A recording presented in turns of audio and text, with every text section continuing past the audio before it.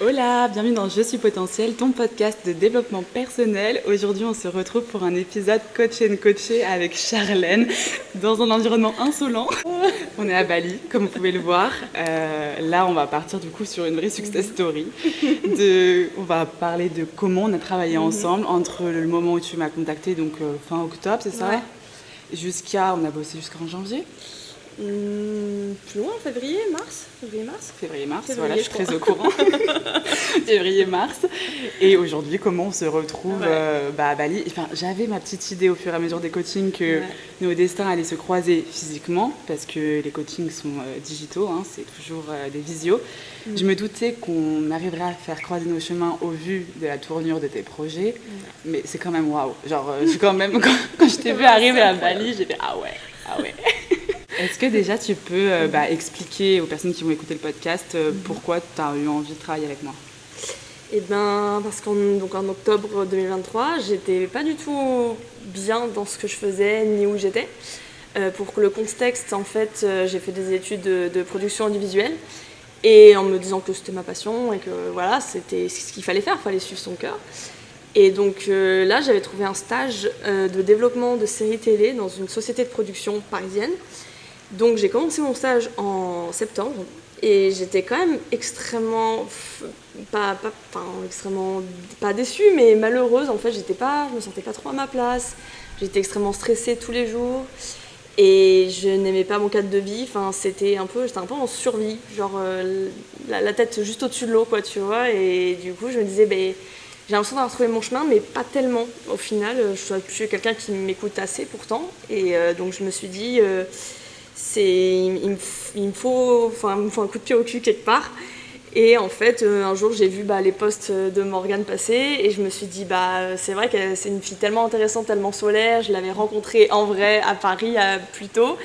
Et je me suis dit, elle est inspirante, elle me donne envie de me bouger. Donc je lui ai envoyé un message, je me suis dit, écoute, ça coûte rien de faire un petit coaching découverte et voir elle ce qu'elle en pense. Et en effet, ça a débloqué plein de trucs et donc c'est comme ça qu'on a commencé. Trop bien, merci pour la petite intro, comme ça on a le contexte. Donc, du coup, tu dis que tu n'étais pas épanouie, même si tu pensais avoir trouvé ta voie. Mais sur quoi tu as eu envie d'avancer suite au coaching découverte? Tu t'es dit qu'on allait bosser sur quoi concrètement? Alors, si je me rappelle bien, il y avait le côté carrière, qui était une grosse partie où j'étais assez incertaine, parce que je voulais trouver un job. On veut tous trouver le CDI à Paris. Et ça faisait longtemps que je courais après plusieurs alternances, des stages, voilà. Donc j'avais toujours pas trouvé ça et c'était un peu le goal et je sentais qu'il y avait quelque chose qui me bloquait dans le fait que, je pensais que c'était pas pour moi dans le sens où j'étais pas à la hauteur. Et aussi, il y avait un grand point sur le bien-être général, je dirais, dans l'environnement. Et la confiance en soi, il y avait un gros truc à travailler. Donc déjà, oui, j'étais pas fan de là où j'étais à Paris. C'est pas un choix de ville pour moi, c'est juste que quand tu dépends de cette industrie de la culture, tu dépends de Paris, en fait, c'est normal, ça va, c'est le package. Nous revoici sur Je suis potentiel. On a eu une petite coupure hier, un petit problème technique qui fait qu'on poursuit cet épisode de podcast. Maintenant, au matin, c'est un peu moins lumineux, un peu moins solaire. Mais au moins, le téléphone ne surchauffera pas et on pourra avoir un épisode qui s'enregistrera. C'est ça. Du coup, tu me disais que tu avais voulu travailler du coup la confiance en toi et qu'il y avait beaucoup le côté carrière aussi. Ouais. Parce que tu venais de faire tes débuts dans le monde de la production à Paris. Ouais. Et que tu te rendais compte que... Du coup, donc, j'ai commencé ce stage et en fait, ça a été hyper stressant dès le début. Je me sentais pas à la hauteur de tâches qu'on me demandait. Je me sentais... tous les jours, c'était la boule au ventre et dès qu'on me donnait une tâche, j'étais overwhelmed. Je sais pas comment dire. J'étais... Tétanisée. J'étais tétanisée à chaque tâche qu'on me donnait. J'avais peur qu'on me donne du travail parce que je me disais mais les délais sont intenables, mais je sais pas comment faire ça, on m'a pas donné de méthode. Et elles s'attendent à ce que j'ai tout bon d'un coup parce que c'était mon début, mais elles s'attendaient, je pense, à quelqu'un en CDI comme elles, en fait, parce que mes supérieures étaient déjà là depuis 2 ans, donc elles avaient déjà leurs automatismes. Et forcément, elles attendaient que la personne soit déjà carrée, mais c'est pas possible en stage. Donc je mettais énormément de pression et j'aimais pas du tout chaque journée, c'était très dur, quoi. Et Et ouais, j'avais l'impression que mes supérieurs avaient de grosses attentes et étaient très perfectionnistes, ce qui est vrai. Je voyais qu'avec elles-mêmes, elles étaient déjà très perfectionnistes. Donc en fait, elles le projetaient un petit peu sur moi. Et du coup, voilà, je me mettais la même pression qu'elles se mettaient alors que je venais d'arriver. Donc en fait, les 2 premiers mois, c'était un peu l'horreur. Je trouvais pas mes marques du tout. Chaque journée, une nouvelle tâche que je ne savais pas comment accomplir. Et donc voilà, en fait, j'avais un gros problème de confiance en moi à cause de ça, parce que je me disais, ok, je suis incompétente, je suis une impostrice, parce qu'en fait, je me suis vendue un entretien d'embauche et au final, je remplis pas ce dont elles ont besoin. Donc direct, j'ai commencé ce stage avec zéro confiance en moi du tout, et en fait, j'étais pas bien. Et du coup, tous les jours, si t'as pas confiance en toi et si tu penses que tu remplis pas le métier que tu dois faire, tu te sens nul en fait. Tu remets tout en question en fait. Tu te dis pourquoi je suis là et pourquoi j'y arrive pas et pourquoi tout le monde y arrive sauf moi quoi. Voilà. Et du coup, tu m'avais partagé aussi un moment où il y avait eu des auteurs, des acteurs, je sais plus exactement, qui avaient fait une réunion et qui t'avaient fait te rendre compte que peut-être que tu cherchais la validation de tes boss, alors que déjà, il fallait commencer par te valider toi, c'est ce qu'on avait vu ensemble, et qu'ensuite le reste suivrait, et là en l'occurrence ça avait suivi. Qu'est-ce qui s'était passé exactement? Donc ouais, en fait, on avait travaillé avec la coach, et on avait travaillé sur ça, sur comment essayer de ne pas se mettre dans la tête des autres, et de ne pas se dire ah, je pense qu'il attend ça, je crois qu'il attend ça, alors que c'est tout, on peut sentir des choses, certes, mais on n'est pas dans la tête des gens, et tant qu'on n'a pas une confirmation verbale, on ne peut pas non plus improviser ce que va penser quelqu'un. Donc déjà, de moins intérioriser ce que pensaient les autres, juste plus communiquer en fait sur si j'arrive pas à faire quelque chose, si j'ai besoin d'aide, et si je comprends pas, juste demander, et du coup avoir moins de questions, me dire oh, je sais pas faire ce truc, du coup je vais attendre 3 heures dans mon coin à paniquer. Alors que si je leur demande tout de suite, je vais pas paniquer, je vais mettre au travail plus vite, ce sera fait et il n'y aura pas de personnes déçues dans l'histoire. Donc bref, donc voilà, je me sentais pas bien, j'avais pas beaucoup de feedback positif non plus, donc forcément je suis pas bien. Et puis un jour en réunion avec des auteurs, parce qu'on travaille avec des auteurs de séries télé, en fait il y en a un d'entre eux qui dit tout simplement ah, au fait, est-ce que vous allez envoyer un compte rendu comme vous avez fait la dernière fois parce que le compte rendu de Charlène il était très bien hein. Et du coup je me suis dit en fait ok, donc mon travail sert à quelque chose de 1, donc je faisais les comptes rendus de réunion, et en plus de ça les auteurs s'en servent et les apprécient, donc je me disais c'est déjà un énorme feedback, et je me suis dit ok, donc je suis pas incompétente, je sers à quelque chose, c'est juste que mes supérieurs prennent pas le temps de le faire parce qu'elles sont très occupées et parce qu'elles ont peut-être pas l'habitude de le faire. Donc là tout de suite ça m'a mis un boost, et justement j'ai envoyé un vocal à coach pour lui dire j'ai eu le déclic en fait, je vois totalement qu'en fait ce que je fais sert à quelque chose, c'est juste que je suis pas dans une équipe qui donne beaucoup de feedback, je suis pas dans une équipe qui remarque les petits efforts et les petites avancées quand on gagne du niveau parce qu'elles sont déjà à un niveau élevé, et que moi il me faut un peu de temps parce que je viens d'arriver depuis 2 mois. Donc tout de suite déclic, et là après ça allait mieux, on a pu avancer sur autre chose avec la coach. Oui, parce qu'à ce moment-là, au début tu avais mis ton radar de façon à ce qu'il te confirme le fait que oui, t'étais pas à ta place, oui t'étais une impostrice, et oui tu faisais pas le taf qui était demandé. Et ensuite on a changé en gros ce radar dans ton système de perception pour qu'on voit toutes les choses qui prouvaient qu'au contraire tu faisais très bien ton travail, et du coup c'est là que t'as commencé à voir les signes qui t'ont prouvé que oui t'étais assez compétente et t'avais ta place.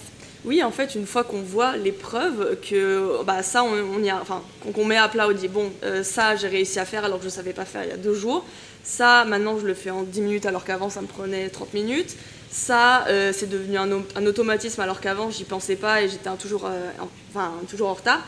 Et en fait on voit tout ce qu'on a accumulé, tout ce qu'on a réussi à faire, et ensuite au fur et à mesure des petits feedbacks et tout, on se dit en fait non, tout ça je sais faire. En fait oui, des fois il faut voir les choses pour comprendre qu'on est à notre place et qu'on y arrive.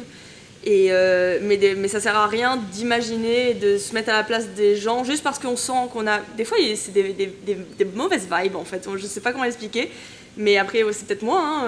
Des fois, on se dit « Ah, je sais pas si cette personne m'aime bien, je sais pas si cette personne apprécie mon travail, j'ai l'impression que cette personne me juge et qu'elle est déçue de moi. » Alors qu'on peut pas être dans la tête, et des fois c'est juste les gens qui ont des mauvaises vibes parce qu'ils ont passé une mauvaise journée, ils ont un autre problème qu'on connaît même pas, et donc en fait ça m'a appris à me dire, prends pas les choses trop personnellement, essaie de rester focus sur toi, ce que tu sais faire et que tu peux faire, et si t'as des doutes, pose des questions, communique. Leçon de vie, quoi. Non mais alors, il faut se le rappeler souvent, parce que des fois on l'oublie, et on retombe dans ces travers, et moi j'ai ce travers de l'impostrice en fait, de me dire je suis pas du tout à ma place. Des fois il faut se le rappeler un petit peu, et après une fois qu'on voit les preuves, ça remonte. Et du coup aussi on avait bossé par rapport au fait que tu t'affirmes et que tu oses entreprendre au lieu d'attendre et de pester par avance. Exemple, le nouvel an, est-ce que tu peux nous en parler? Alors oui, donc c'était un peu la problématique de, je dirais, octobre, ouais. C'est que je me disais, le nouvel an avance, je sais que ça va être nul, parce que chaque année je suis déçue du nouvel an, je trouve qu'on se monte le bourrichon pour une... monte le bourrichon. Elle a quel âge? Putain, la France, j'ai 27 ans. Non mais on se fixe de hautes attentes. Ouais. On se fixe de hautes attentes pour le nouvel an, alors que, bon, certes, c'est une soirée comme une autre, mais moi j'aime bien mettre Enfin, qu'il y a une signification derrière ce nouvel an, quoi, tu vois. C'est nouvel an, nouveau toi, nouveau goal, nouvelle perception et nouveaux apprentissages, en fait, parce que t'avances dans la vie quand même, tu vois. Ça et l'anniversaire, pour moi, il y a une valeur un peu spirituelle.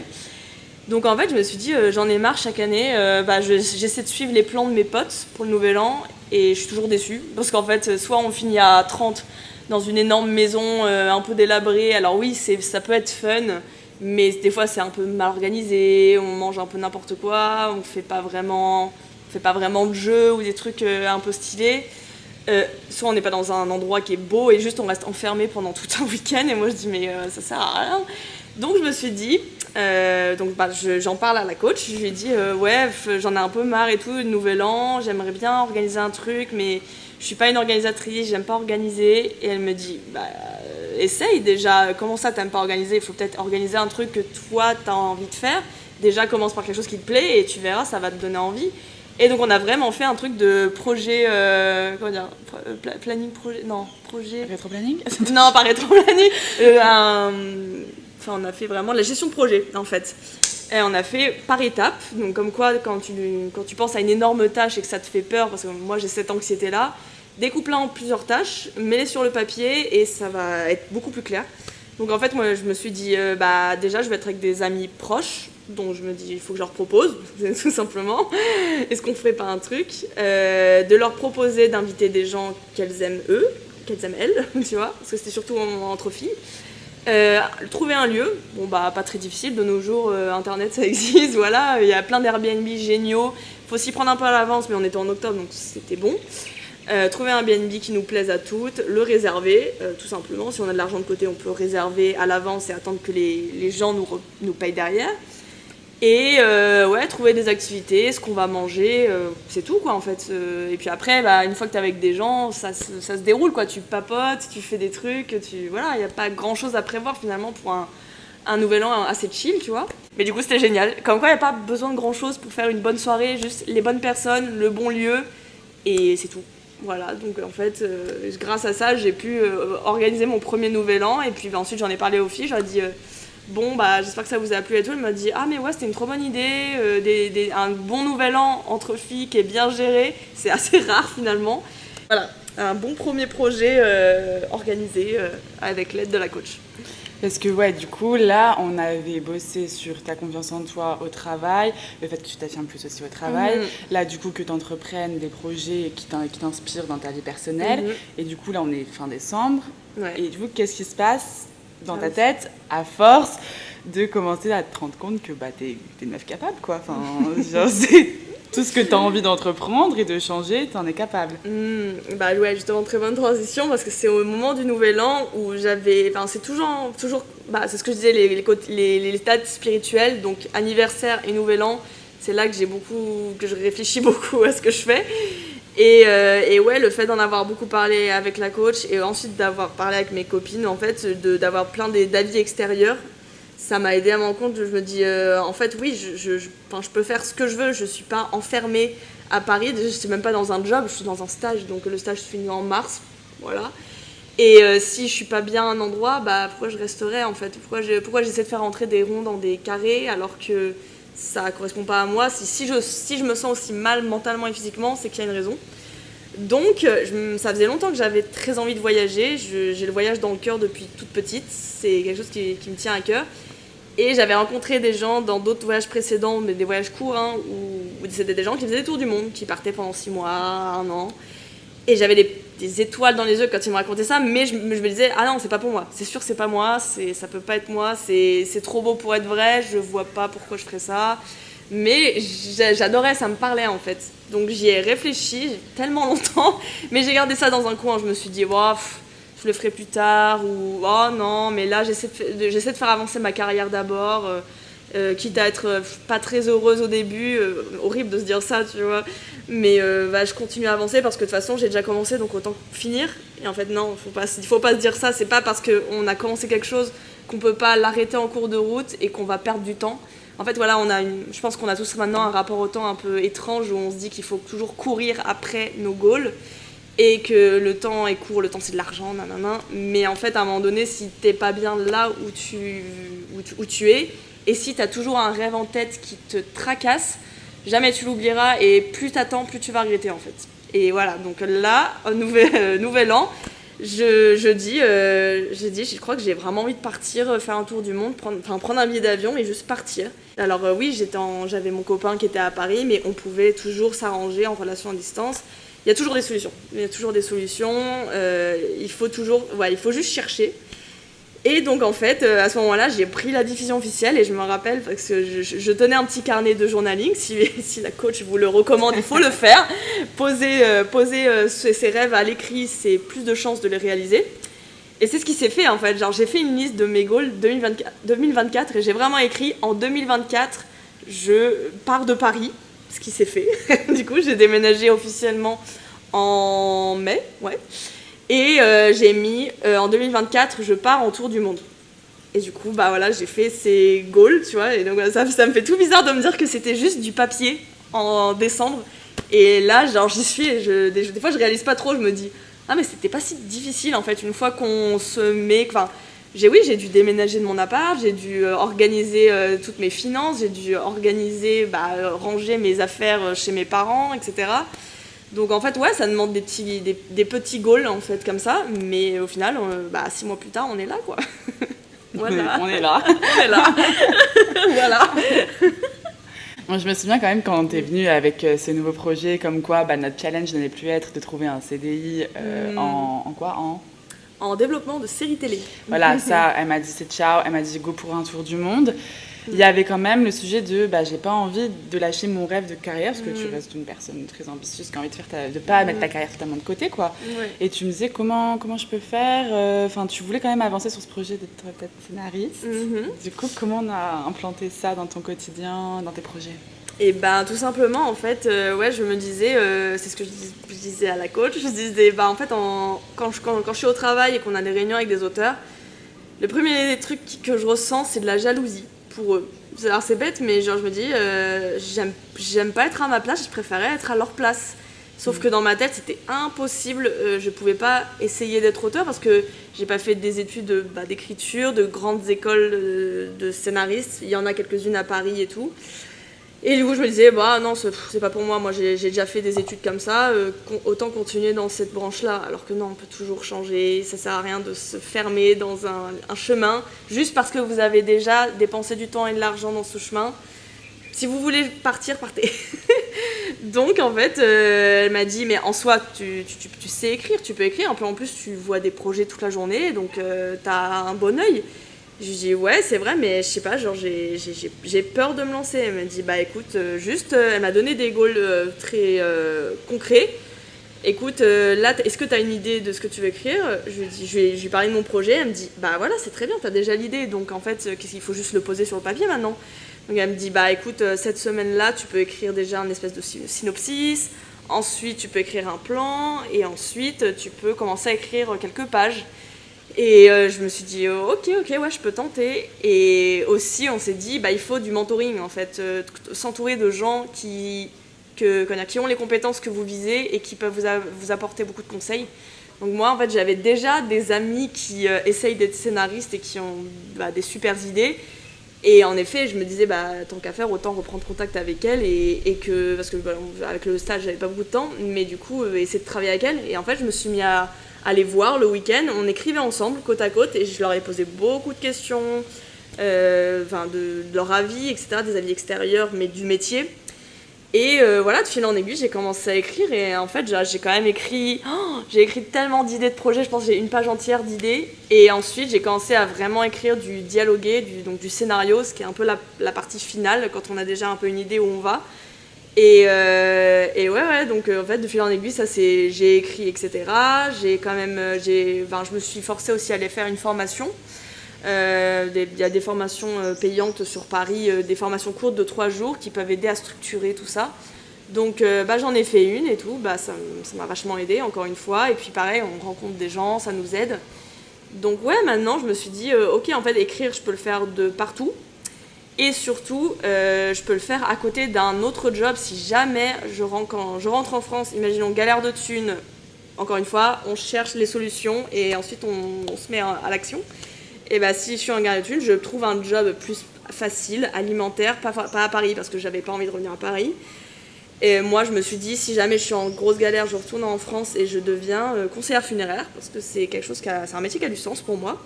Pour diverses raisons, donc peut-être qu'on abordera, je sais pas. Et en fait, je peux écrire à côté. Écrire, c'est partout, tout le temps, comme on le sent. Donc en fait, il faut juste se donner une petite discipline quand même, de se mettre devant son ordi, éteindre les sources de divertissement et se mettre à écrire. Et même si c'est... En fait, voilà, c'est ça aussi que j'avais ce blocage où tu m'as aidé, c'est parce que je me disais... mais je sais pas par où commencer, je sais pas écrire, j'ai pas de structure, j'ai pas fait d'études pour ça, donc je sais pas comment commencer. Et en fait, en parlant avec toi et en parlant avec mes amis scénaristes, il n'y avait pas de bonne solution. J'ai demandé à tout le monde comment on fait pour commencer. Elles m'ont dit, il n'y a pas de bonne solution, tu écris, déjà tu penses à le personnage dont tu veux raconter l'histoire, et t'écris comme un brouillon. Tu t'en fiches en fait, c'est du brouillon, qu'est-ce que tu perds? Tu perds rien. Et petit à petit, tu vas structurer et en fait, tu vas te dire au bout d'un mois, tu te dis j'ai 10 pages de scénario en fait. Donc j'ai réussi à créer quelque chose et c'est toujours l'amorce qui est difficile. C'est toujours se mettre dedans parce qu'on se dit je sais pas où je vais mais j'y vais quoi. Et c'est cool. Du coup, contente. Alors pour l'instant, c'est vrai que je profite un peu plus que je n'écris, mais parce que je suis dans la phase un peu plus vacances, on va dire. Mais là, j'ai hâte de me remettre à l'écriture et tenter...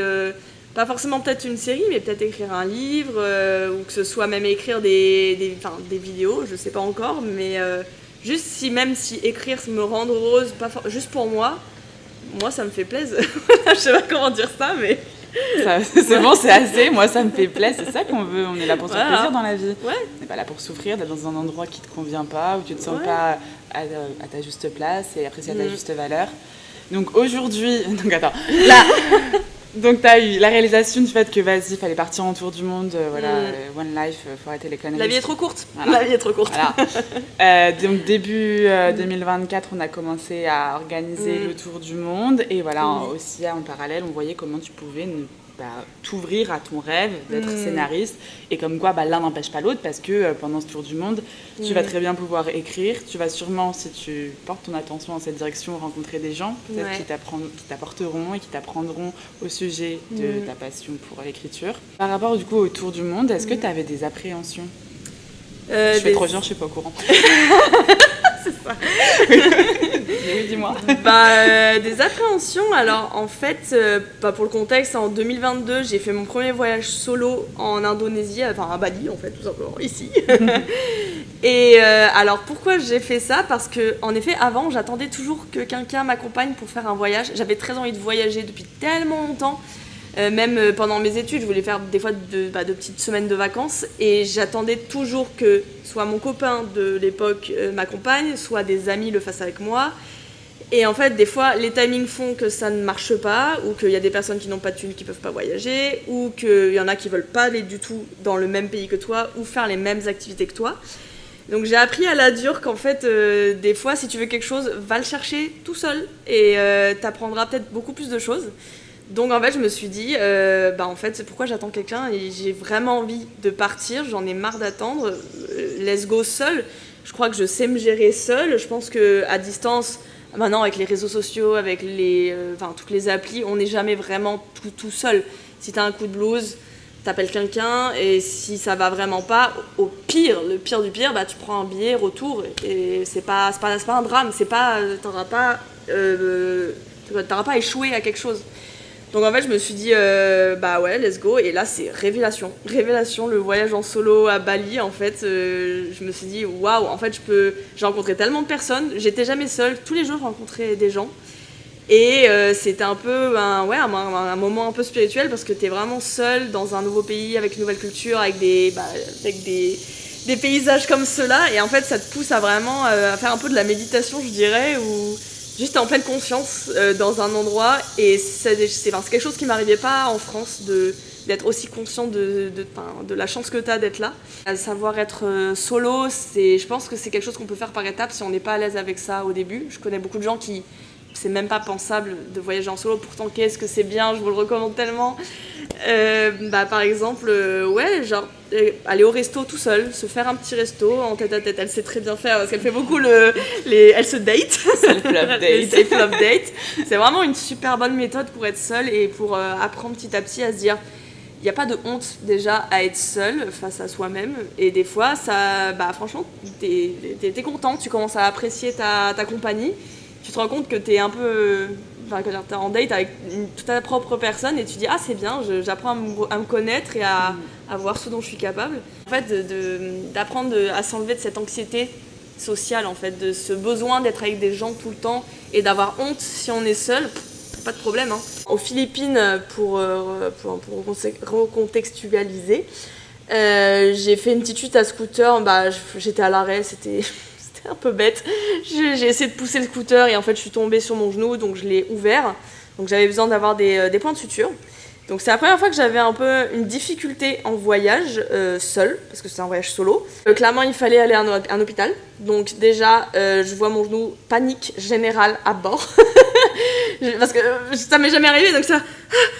Qu'est-ce qu'il faut que je fasse et du coup je dis à ma pote we have to go to the hospital now. Il faut y aller quoi, faut arrêter de parler et de paniquer, en fait si on panique on fait rien. Parce que là ça faisait 5 minutes qu'on parlait, je dis c'est cool mais on n'a pas avancé quoi. En fait j'ai toujours peur de devoir compter sur quelqu'un d'autre pour gérer mon problème, comme un peu un délire de j'ai besoin d'un parent pour gérer mon problème parce que j'ai peur de le gérer moi-même. Sauf que en fait on est adulte mais on se rend pas trop compte quand est-ce qu'on devient adulte, c'est ça le truc avec notre génération. Genre je me disais je crois que j'avais 25 ans et je me dis je suis pas parfaitement capable, je suis un adulte, j'ai de l'argent, j'ai mon passeport, voilà. C'est tout. Et donc en fait c'était un peu une appréhension que j'avais ensuite suite à ça, c'était de revivre un peu ce stress, ce sentiment de panique quand j'ai dû avoir un problème et le gérer. Ce qui me faisait peur aussi de me remettre en voyage et de me remettre à scooter par exemple. Je disais ok si j'ai un problème de santé, j'ai envie que ça se passe mieux. Et en fait en discutant on dit en fait ça s'est bien passé, j'ai pas besoin de compter sur quelqu'un d'autre pour prendre en charge mon problème parce que j'ai réussi à prendre en charge mon problème toute seule et à me calmer toute seule. En fait bizarrement je pensais que j'allais être dans une situation de stress, je pensais que j'allais être full panique. Et alors oui, au début, on panique, les 2 premières secondes, t'es là, ah mon dieu, c'est horrible. Et ensuite, tu dis, concrètement, qu'est-ce qu'on fait ? Un peu la coach qui m'a donné ce point de vue, en me disant, tu vois, t'as eu une situation de crise, tu l'as gérée seule, sans problème, et voilà, tu t'es parfaitement capable. Des fois, tu vois, t'attendais de ta pote j'attendais de ma pote à ce moment-là qu'elle prenne en charge parce qu'elle était pas blessée. Donc je comptais un peu sur elle et je la regardais, j'attendais quelque chose et au final elle était plus paniquée que moi. Des fois, faut se faire confiance, tout simplement, se faire confiance et on a les capacités de s'en sortir quoi. C'était vraiment un sujet qui me faisait peur et qui faisait peur dans la vie de tous les jours. Je me disais j'ai peur de pas réussir à gérer un problème et que personne soit là pour m'aider. Parce que souvent, on flippe, on a des stress pour certaines choses qu'on a déjà suggérées, qu'on a déjà pris dans le passé, mais qu'on s'en rappelle pas, parce que pour nous, c'était normal. C'est pas, moi, je savais pas son histoire des Philippines, je savais pas qu'elle avait déjà géré une période de crise, de panique à l'étranger, mais c'est quand tu m'as fait part, du coup, de ton appréhension, un peu en mode, je serai toute seule, s'il m'arrive une galère, qu'est-ce qui se passe, que là, du coup, je t'ai demandé, est-ce que ça t'est déjà arrivé d'avoir une galère que tu as dû solutionner par toi-même, etc. Et là, pouf, je me dis, ouais, en fait, Philippines, j'ai géré ça comme une queen, voilà, parce qu'on oublie juste, on fait pas les liens dans notre tête à quel point on est capable, tout ce que tu as fait jusqu'à présent dans ta vie, c'est des choses qui prouvent que tu es capable, donc c'est important de t'en rappeler, c'est important de mettre en lien ce que tu as déjà vécu dans le passé pour te montrer que oui, tu es capable, et puis au pire, sinon, tu crées des nouvelles situations où tu vas te montrer capable. Et c'est comme ça, tu te mets en situation et tu te rends compte que tu t'en sors très bien. Ouais, la vie c'est de l'apprentissage face à des situations concrètes qu'on maîtrise pas en fait. Si on maîtrisait tout, ce serait pas la vie, ce serait très bizarre. Donc en fait on fait que apprendre et voilà, faut juste prendre le problème par étapes et en général ça se passe bien. Est-ce que tu pourrais nous dire comment tu as vécu l'expérience du coaching, les séances, l'avancée au fur et à mesure du temps, comment tu t'es sentie accompagnée, donner ton avis? En fait, je connaissais pas du tout ce métier au départ et j'avais un peu des préjugés. Je me disais, oula, mais est-ce que ce serait pas de la psychologie de comptoir en soi, désolée pour le mot, mais je me suis dit, j'ai déjà vu une psy, je vois pas pourquoi j'aurais besoin du coaching et en fait, j'ai tout de suite compris la différence en parlant lors d'un coaching découverte. Je me suis dit, en fait, je lui ai dit mon problème, j'ai dit, j'ai déjà vu une psy et je pense que je vais mieux, je pense que je me connais mieux, surtout je connais mieux d'où je viens, antécédents familiaux, trauma, blabla, voilà. Mais ça m'aide pas pour autant à avancer en fait. Ok, je sais qui je suis, mais où est-ce que je vais et comment je le fais, ça, c'est pas clair du tout. Et en fait, elle m'a dit, voilà, justement, c'est ça que ça sert le coaching. Une fois que vous avez fait un travail psychologique, si vous êtes vraiment très mal, problèmes familiaux, problèmes de dépression, certes, voilà, mais que vous voulez aller plus loin et vous voulez vous mettre des goals, vous voulez juste avancer dans la vie et faire en sorte que ce dont vous rêviez se mette en place. Et du coup, en fait, j'ai dit, ok, donc je vois la méthode et en fait, c'était très intuitif, je dirais. Chaque séance, en fait, il n'y avait pas besoin de prévoir de mon Dieu, je sais pas de quoi. La première séance, j'étais stressée, je dis, je sais pas de quoi j'ai envie de parler, je sais pas par où commencer. Et en fait, elle m'a juste questionnée sur les bonnes choses, travail, amour, santé, voilà. Et avec ce dont on parle petit à petit, oui, c'est vrai que ça, j'aimerais mieux faire ça, j'aimerais avancer sur ce plan-là. Mais je sais pas trop comment faire parce que c'est juste j'aimerais mieux être ça, mais du coup il n'y a pas de goal, il n'y a pas de plan. C'est juste j'aimerais mieux être, mais comment on fait pour arriver à cet état-là? Et en fait c'est grâce au coaching qu'on découpe en étapes concrètes qui vont nous mener à un goal, parce que c'est bien de vouloir être heureux ou des trucs comme ça, mais concrètement qu'est-ce qui te rend heureux et c'est quoi les étapes que tu peux faire à ton échelle pour arriver à ce goal. Donc en fait, c'était vraiment juste du découpage en tâches et surtout de se donner des petits devoirs. Moi, j'aimais bien parce que ça te pousse à être proactif dans le coaching. C'était d'avoir un goal. Donc dans 2 semaines, on se revoit. Est-ce que tu tenterais pas de faire ça pendant 2 semaines, voir comment tu te sens et ensuite on en reparle et tout. Et voilà, et au final, après 2 semaines, hop, tu pars sur un autre sujet aussi, tu dis, il y a aussi ça, en fait, auquel j'ai réfléchi. Et petit à petit, tu vois les changements qui se mettent en place, et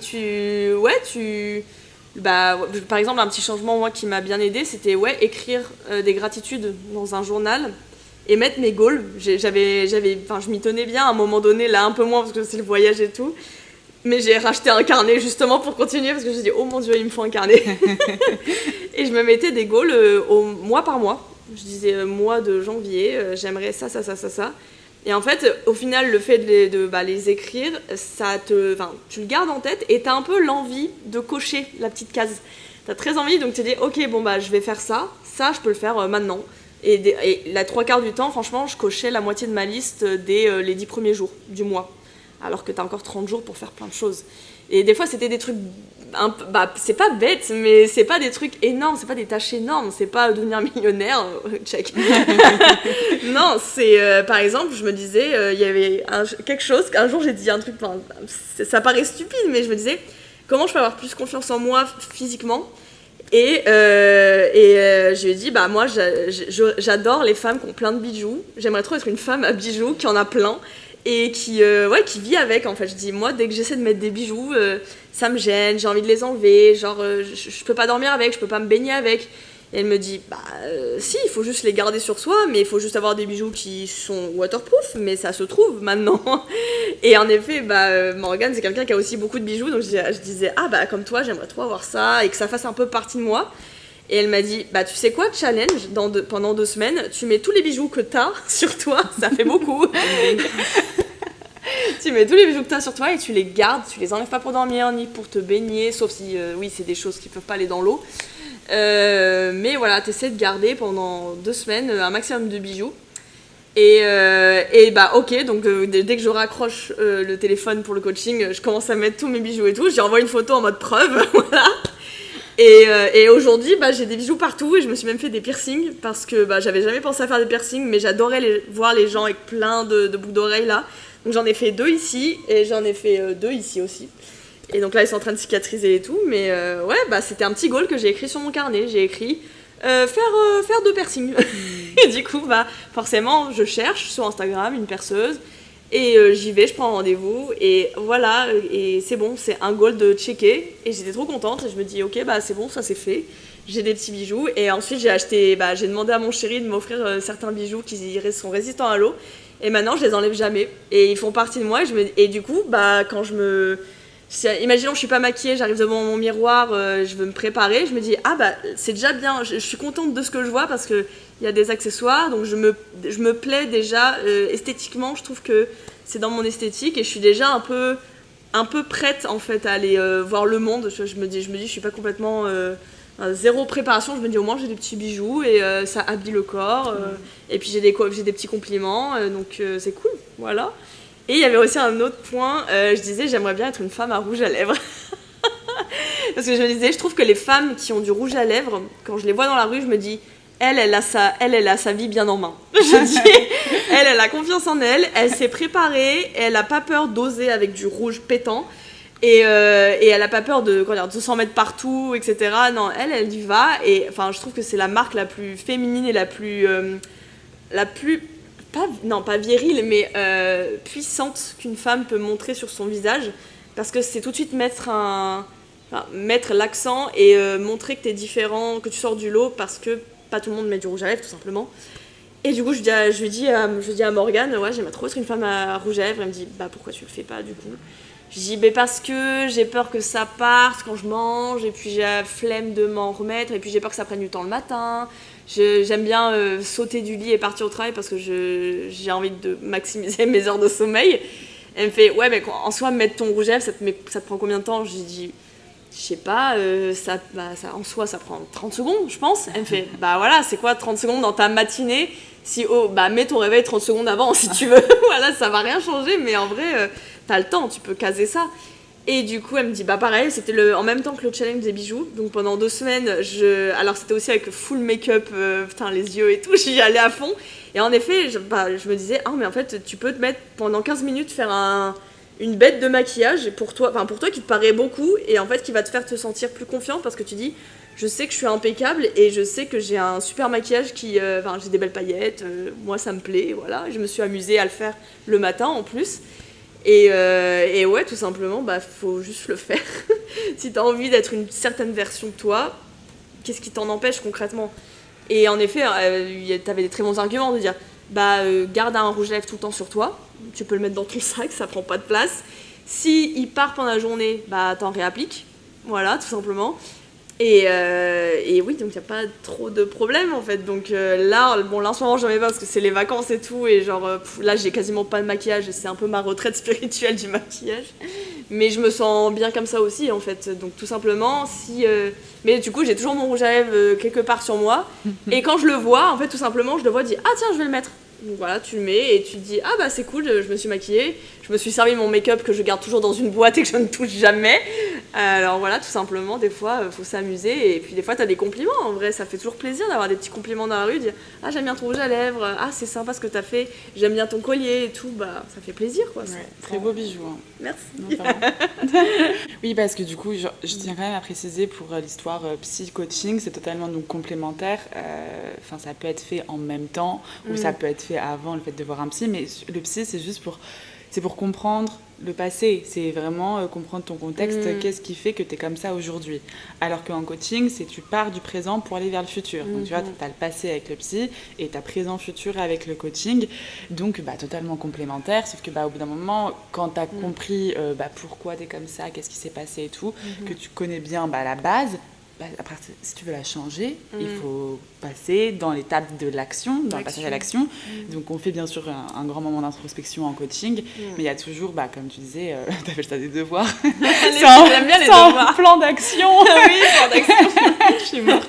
Ouais, non, les tâches que tu me donnais, les challenges que tu me disais pour dans 2 semaines. Ah bon, c'est le plan d'action. C'est le plan d'action, c'est suite à ce qu'on s'est dit, ce qu'on a creusé pendant la séance de coaching, on a mis en avant. Enfin, on s'est rendu compte que ça, c'était un vrai sujet pour toi et que tu te sentirais beaucoup mieux si ça a changé et qu'on a enlevé les blocages mentaux, que suite à ça, on décide d'actions dans ce plan d'action qui vont passer les mots... Non, c'est pas français. On décide de certaines actions qui vont rendre concrètes les mots qu'on a posés pendant notre séance de coaching. Tu vois, on rend ça réel parce que c'est très bien. Tu t'es rendu compte que c'était pas compliqué de foutre des bijoux, de mettre du rouge à lèvres, de faire un tour du monde, que tu étais capable de tout ça. Même maintenant que tu t'en es rendu compte, si tu le fais pas concrètement, tu vas vite oublier que tu t'en es rendu compte et puis tu vas continuer ta vie qui ne te convient pas tant et dans laquelle tu n'évolues pas. Alors que si à chaque fois on clôt les déclics qu'on a eu en coaching par engagement vers cette action-là, du coup, on la rend réelle, concrète, et puis c'est bon, ça passe dans la zone de confort une fois que c'est fait, tu vois. C'est vrai. Après, c'est tellement simple, en fait, que... Et en fait, ça... Là, je veux dire, on a fini le coaching depuis un moment, mais j'ai encore des... Enfin, je trouve que j'ai trouvé un optimisme, pour le coup, le mot de la chaîne. Non, j'ai vraiment trouvé un optimisme dans le fait de me dire, ok, tout est possible, mais juste tant que tu n'agis pas, tu t'avanceras pas, en fait. Et en fait, ouais, j'ai commencé à avoir on s'en est parlé, j'ai commencé à avoir des idées de projets, parce que, en fait, oui, je fais mon tour du monde, mais là, c'est un tour du monde du kiff, je travaille pas vraiment en même temps. Donc en fait, je pense déjà un peu à l'après, parce que des fois je suis angoissée, je me dis mon Dieu, j'ai rien préparé pour le futur, qu'est-ce que je vais devenir ? Mais en fait, tout va bien, voilà, c'est en bonne santé, si vous avez de l'argent de côté, tout va bien, vous n'êtes pas en danger. Et du coup, je me suis dit, en fait, j'ai plein d'envies différentes pour quand je vais rentrer. J'ai envie d'acheter une maison à la campagne, près de chez mon père par exemple. J'aimerais bien travailler en tant que conseillère funéraire, pas forcément faire ma carrière pour toujours, mais avoir cette expérience parce que ça me touche beaucoup et parce que j'ai eu à gérer le décès d'une personne dans ma famille et à gérer c'est très difficile, donc en fait j'ai envie de rendre toute l'aide que j'ai reçue, j'ai envie de la rendre en aidant les familles endeuillées dans le process des obsèques. Mais j'ai aussi envie de tenter d'avoir un job en freelance en 100% télétravail. Et oui, alors en effet, c'est ce que je me suis dit. Je me suis dit, ouais, mais j'ai pas vraiment de compétences que je peux faire en télétravail, à part, oui, je m'y connais en série, mais je sais écrire et tout, mais au-delà de ça, j'ai pas de compétences. Si, on a des compétences, on a toujours. Et en fait, j'ai tout simplement cherché job à distance. Enfin, en fait, si vous mettez au remote jobs, si vous cherchez sur Internet, en fait, il y a plein de jobs qu'on connaît pas. Qui sont pas, c'est pas un intitulé très précis, mais si vous parlez anglais et si vous avez un ordinateur, une connexion internet et que vous avez des bases d'écrire au clavier, genre vraiment la base, et ben en fait il y a plein de jobs que vous pouvez faire à distance. Hein. Et par exemple j'avais trouvé un job, c'était pour une entreprise qui propose à des personnes sourdes et malentendantes de retranscrire les réunions en direct pour avoir les sous-titres de leur interlocuteur. Ok. Ça paraît tout bête et je savais pas que ça existait. En fait, il y a toujours des solutions et pareil, j'ai rencontré plein de gens qui ont des jobs à distance et c'est pas forcément leur carrière de base, mais pendant un moment, ils se disent « Ah bah tiens, j'ai envie de faire ça, j'ai envie de tester ». En fait, on peut tout tester. Hein. Il faut pas avoir peur de se dire, ah, j'ai pas aimé, bon bah je me retire. Il y a rien n'est immuable. On peut toujours se stopper et dire, bah non, j'ai plus envie là, voilà, c'est fini. Et ouais, et pareil, voilà, donc quand j'ai écrit dans mon petit carnet, parce qu'en fait j'avais trop d'idées en arrivant à Bali, je me suis dit, oh, j'ai envie de faire plein de choses, et donc j'ai pris mon petit carnet, j'ai commencé à poser ça. Et le fait de le poser, ça fait réfléchir à d'autres choses, ça mène à d'autres idées de projets. Et ouais, peut-être que je pense que je vais bientôt me mettre sur un projet et essayer de le concrétiser et tester en fait. Tester ce qu'on n'aime pas. Rien n'est perdu, hein, franchement. Voilà. Génial. Bah écoute, ce podcast, je pense qu'il est full valeur. Ça doit être passionnant à écouter, à regarder, du moins je l'espère. J'espère, désolée si je parle trop. Moi j'adore. Donc, en tout cas, si vous avez aimé, n'hésitez pas à laisser un commentaire, un petit like pour soutenir la chaîne, pour nous dire qu'est-ce que vous en avez pensé. Est-ce que tu as envie de conclure, je sais pas, avec un petit avant-après? Donc, comme quoi, quand tu es là, fin 2023, tu peux être là, mi-2024. Alors l'avant-après, bah, si je prends l'avant, là, on est en juillet, c'est ça? Ouais. Juillet 2023. C'était un moment pas drôle. J'étais perdue. J'étais vraiment en mode... je sais pas quoi faire, je trouve pas trop de job et j'avais commencé à chercher des stages, mais je me disais bon bah c'est reparti, rebelote, stage à Paris, la totale, voilà, donc bah, j'étais un peu coincée et je me disais je sais pas où je vais.